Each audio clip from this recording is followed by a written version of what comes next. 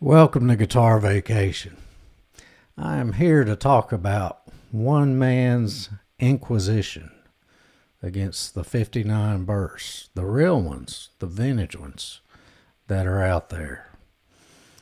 He has a overall message that I've been very entertained by.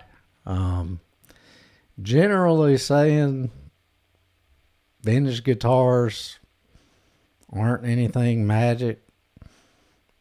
They're way overpriced for what people pay for them. And some of them are kind of even crappy. I don't know. I've never played like a guitar from the 60s or anything. But his videos are very funny. I will not be joining in on disparaging the musicians he has. He talks a lot about Tom Bukovac and Chris Isbell, which they both have bursts, I think, and both those guys are best of the best, and who am I to criticize anything about them or what they do? I'm a dude who is a fake guitar player playing in his bedroom. But my man's videos, his channel is VOYXU, and they are really funny. I'll try to link one in my description. And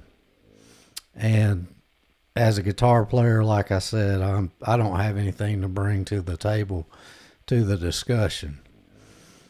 But I do have some knowledge that is off the beaten path that may explain some things and at least add to the conversation. In particular, he has been very dubious of those that have said that condensation going into your guitar and getting on the pots actually makes the pots better, or in this particular configuration of all the vintage magic lining up makes the sound better, condensation on the pots. And I don't want to go into how I know all this, but those who know. And when it comes to condensation on the pots of a 59 Burst, it goes back to Jimmy Page. And we all know that for a time Jimmy Page lived in the house of Aleister Crowley, supposedly the most evil man to ever live. Summoned demons, had a weird cult, all that stuff. He was notorious, and his name remains so today. Well, Jimmy Page lived in his house, like I guess after he had died or something. Page was doing his occult thing at the time, and lighting pentagrams on fire, doing the chants, looking for the Necronomicon, that kind of thing. Normal occult stuff. And one particular time, he actually successfully summoned the Dark Lord Mephistopheles. And this is not something that's widely known, but everybody thinks, that had something to do with some success or Jimmy Page's wealth and all that kind of stuff. And maybe from a indirect perspective, but what really happened is Page was trying to make his Les Pauls sound better. And the Dark Lord Mephistopheles summoned from the fires of hell a very special formula. It is based on deoxit and water. We've all sprayed deoxit in our pots to, get them working again and get the scratchiness out and all that. Well, that's where the condensation comes in. It's not condensation just in and of itself. It is a from the fires of hell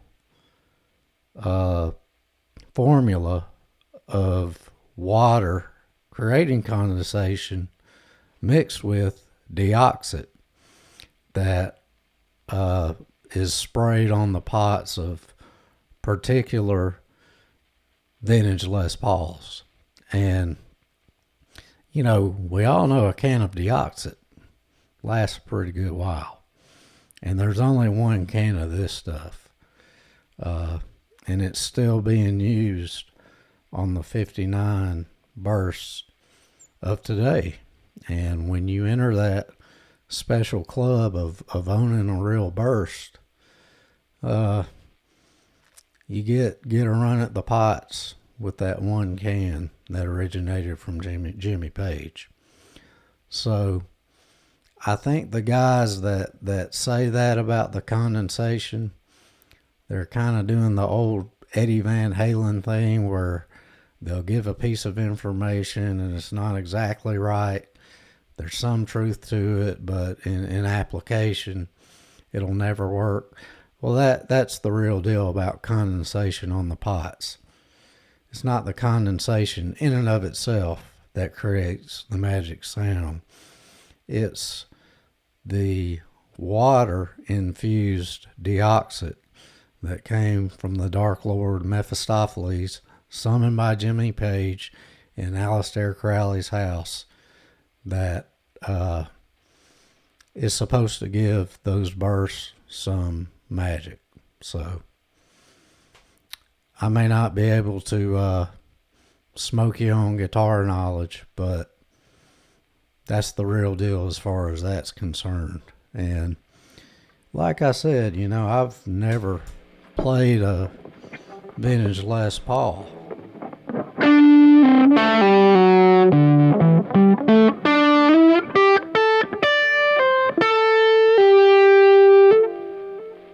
Now I think about it, this is a 2005.